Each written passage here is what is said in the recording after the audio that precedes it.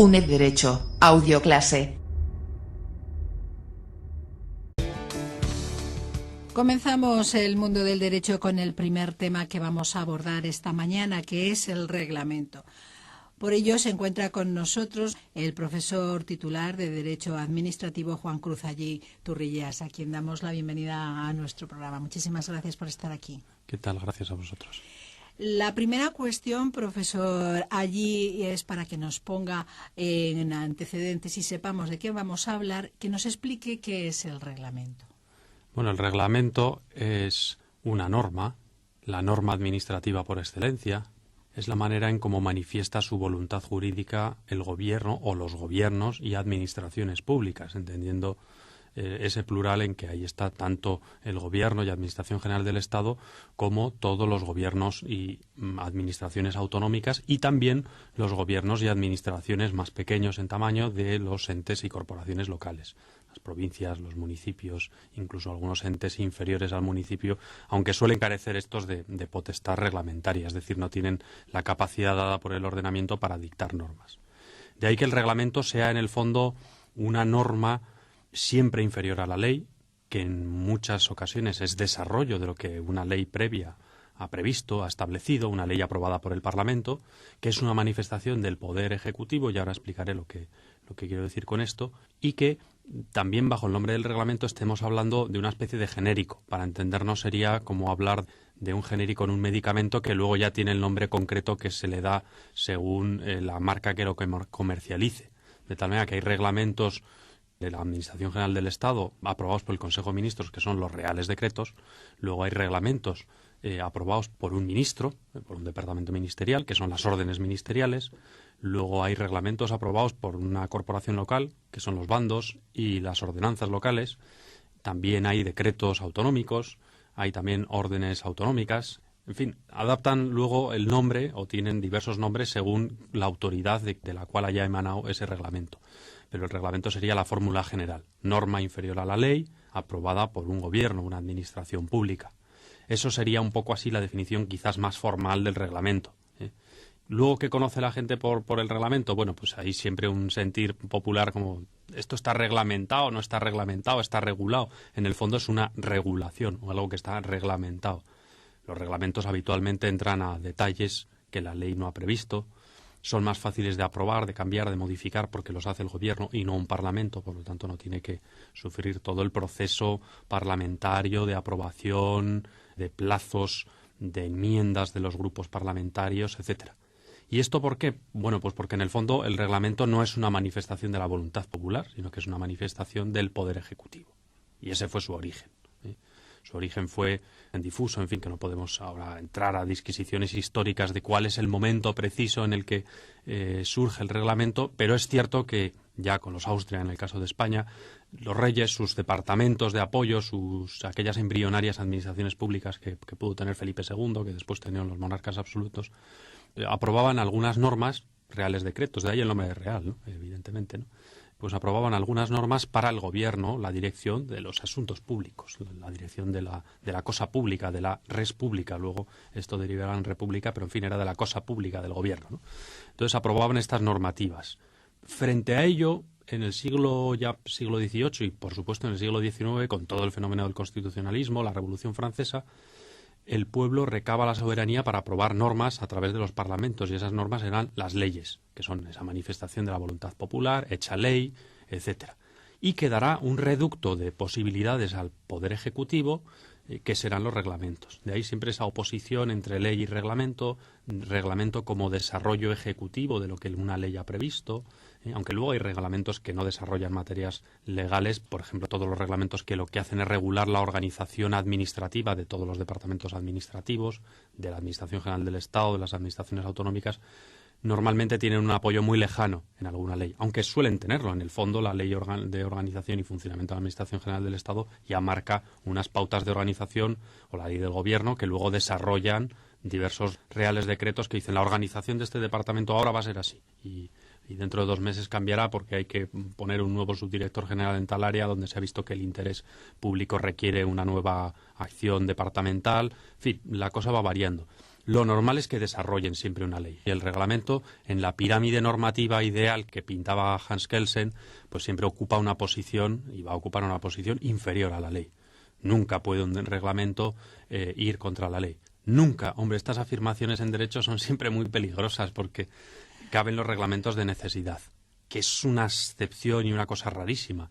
Son aquellos reglamentos en los cuales el gobierno, por una necesidad, un estado de necesidad perentorio, una inundación gravísima, ante la cual hay que adoptar unas medidas rapidísimas, que quizás tienen que vulnerar alguna cosa que está prevista en la ley, dicta un real decreto. Los reales decretos son opción solamente del gobierno. Sí, el real decreto es la forma que adoptan los reglamentos aprobados por Presidencia y Consejo de Ministros.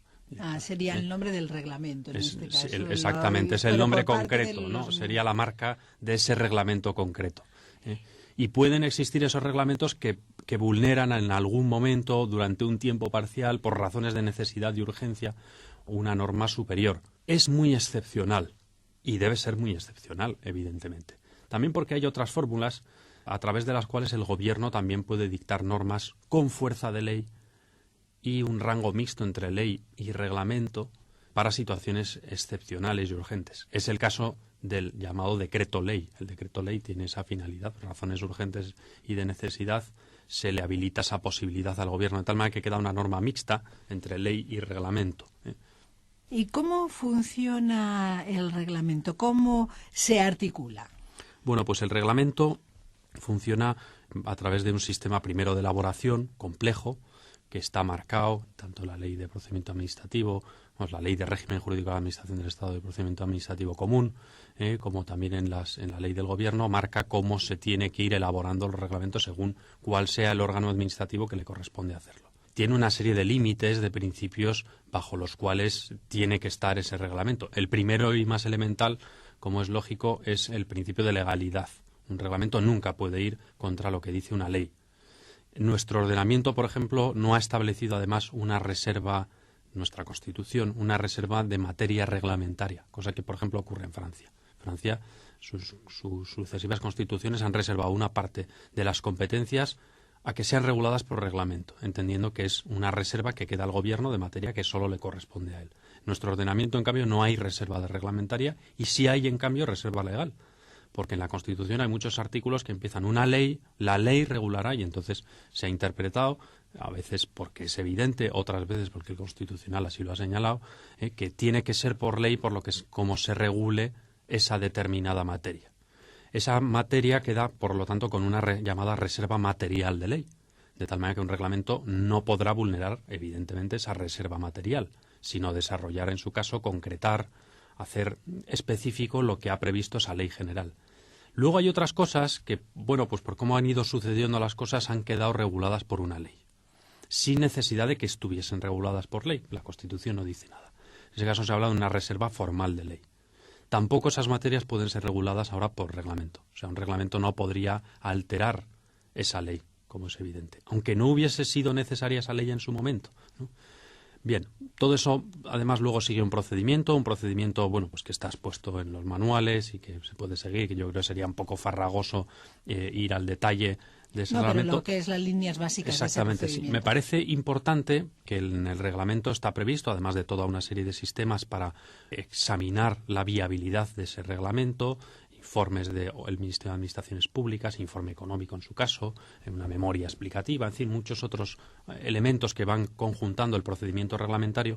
Me parece importante el trámite, es importante porque de hecho el Tribunal Supremo muchas veces ha anulado reglamentos precisamente por vulnerar los trámites de audiencia que deben a las partes que puedan resultar interesadas o que tienen intereses afectados y demostrables en ese reglamento. Pues, por ejemplo, si se trata de un reglamento de una materia ambiental, es lógico que el gobierno, nos parece lógico, y cualquier persona le puede parecer lógico, y así lo ha previsto la normativa, que el gobierno dé trámite de audiencia a organizaciones de tipo ecologista o organizaciones de protección de los intereses ecológicos, o también organizaciones profesionales que se dedican a ese ramo, o quizás al ministerio, a las consejerías, en caso de ser un gobierno, Autonómico. un reglamento estatal pues a las consejerías autonómicas que tienen interés en la materia, bueno, pues porque es necesario dar ese trámite de audiencia para ver, por lo menos darlo. Luego ya se podrá hacer, no suele ser un trámite vinculante, sino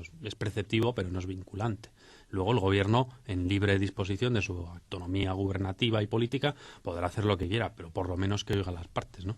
Decían los constitucionalistas británicos en tiempos, bueno, pues que es el derecho de audiencias, el primer derecho procesal recogido, ¿no? Que ya en el libro del Génesis aparece como Dios da audiencia a Adán y le dice, bueno, ¿qué ha pasado? ¿Por qué habéis comido la manzana? Luego les castiga porque lo han hecho mal, pero antes le ha dado el trámite de audiencia, ¿no? Bueno, pues que si eso aparece... Hay que escuchar antes claro, hay que de escuchar ejecutar siempre, y actuar, efectivamente, ¿no? siempre hay que escuchar y además mejora las dos partes, ¿no? Evidentemente, ¿no? Porque de eso se trata el derecho, ¿no?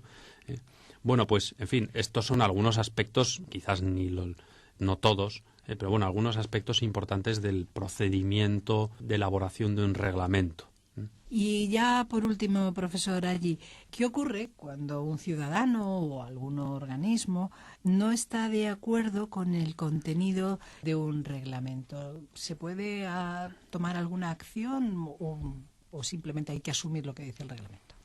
Pues bueno, existía ese viejo adagio en el ordenamiento español que decía, bueno, se obedece pero no se cumple, ¿no? Que siempre hemos sido expertos en aquilatar los rigores de la ley con un continuo incumplimiento. Pero en fin, no es esto lo previsto, evidentemente, en nuestro ordenamiento, como parece lógico, sino que hay una serie de sistemas, que son muchos, para impugnar, para mostrar la disconformidad en sentido jurídico al reglamento. Voy a destacar algunos que me parecen más importantes porque, en fin, son unos cuantos y yo creo que tampoco es cuestión de entrar a cada uno de ellos. Pero bueno, vamos a entrar a los principales. Una de las principales vías es que el grupo político de la oposición o otras autoridades administrativas, si el reglamento es estatal, las autonómicas, si el reglamento es autonómico, las estatales, si el reglamento es local, las autonómicas, en fin, según pueden impugnar ese reglamento en vía contencioso administrativa. Si antes no han conseguido echarlo para atrás a través de los procedimientos políticos correspondientes durante, ¿no? Posteriormente en el Parlamento a la aprobación de ese reglamento, pues mostrando la disconformidad, en fin, intentando actuar sobre el gobierno que lo aprueba, ¿no? Bueno, pero hay procedimientos en el contencioso administrativo para impugnar ese reglamento. Hay unos plazos para ese recurso directo que se agotan con relativa rapidez. ¿Y entonces qué pasa cuando se han agotado esos plazos? Bueno, pues entonces no queda más remedio que ir por una vía indirecta. Y ahora lo voy a explicar. Un reglamento genera una serie de actuaciones administrativas concretas, que son los actos administrativos. Es decir, de la disposición que establezca un reglamento, por ejemplo. Vamos a suponer que un reglamento diga que a partir de ahora, bueno, de hecho ya lo dicen, ¿no? Todos los perros tendrán que llevar un chip identificativo de sus características básicas, lo que sea, y de la propiedad, una especie de DNI que llevan inserto en una capsulita que se les pone en el organismo del can, ¿no? Bueno, pues a partir de ahí, cada propietario de un perro tendrá que ir al veterinario a ponerle esa piecita y a hacer pues el registro de ese animal. Si no lo hace, podría ser sancionado por no hacerlo. Por lo tanto, ya hay un reglamento que marca esa obligación genérica, la obligación de todos los propietarios de ir en unas fechas determinadas, que dirá el reglamento autonómico correspondiente, a qué veterinarios homologados puede ir, quién lo puede tal, y un tablón de sanciones a quienes no lo hagan y sean, bueno, en fin, se vea que no lo han hecho, ¿no? Ahí hay actos administrativos concretos, que es cada vez que un ciudadano va a ponerle esa pieza identificativa, está cumpliendo con ese trámite reglamentario. Y si no lo cumple y le requieren a que lo cumpla, pues ahí incluso puede haber un acto administrativo concreto escrito que le diga usted tiene que ir en fecha tal a hacerlo y hacerlo ya, o va a ir el veterinario a su pueblo y tiene 3 horas para hacerlo, las 3 horas que va a estar, bueno, ahí hay un acto administrativo. Claro, si alguien no impugnó en plazo ese reglamento general, ese reglamento está vigente y está actuando. Se han acabado los plazos, yo ya no puedo impugnarlo. ¿Qué puedo hacer? Bueno, pues podría impugnarlo por esa vía indirecta, es decir, impugnando el acto administrativo concreto por el que me ordenan a mí ir a ponerle ese elemento identificativo a mi perro. Y a través de esa vía que el juez de lo contencioso diga si esa disposición es jurídicamente válida o no. Es decir, si es va conforme al resto del ordenamiento o es contraria a otra disposición que un propietario, en ese caso, en el caso concreto el propietario del perro o una asociación de propietarios de perros pueden decir, no, es que esto es en contra de la libertad animal, por ejemplo, ¿no? Y no nos parece correcto. Y esa libertad animal está recogida en la ley de la protección de la biodiversidad. Bueno, pues entonces tienen todo el derecho a impugnarlo. Bien, pues en ese caso puede impugnarlo por esa vía indirecta, pero ¿qué ocurre? Que los efectos de esa impugnación se restringen solo al caso ese concreto.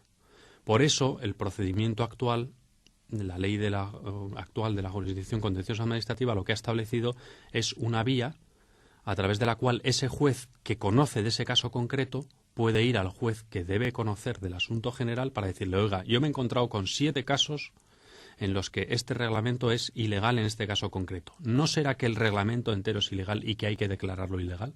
Y ese es el nuevo procedimiento, la llamada cuestión de ilegalidad de los reglamentos, que es uno de los procedimientos más novedosos, aunque ya es del año 98, a la hora de impugnar los reglamentos. Profesor, aquí vamos a tener que dejarlo porque no tenemos más tiempo para desarrollar el tema del reglamento. Hemos visto pues los conceptos, los límites. El fundamental tema del reglamento. Que sí, pues puesto como usted ha dicho, es la norma administrativa por excelencia, ¿no? Aquí le agradecemos estos minutos que nos ha dedicado pues para introducirnos en esta materia tan importante como es el reglamento. Muy bien, muchas gracias. Adiós.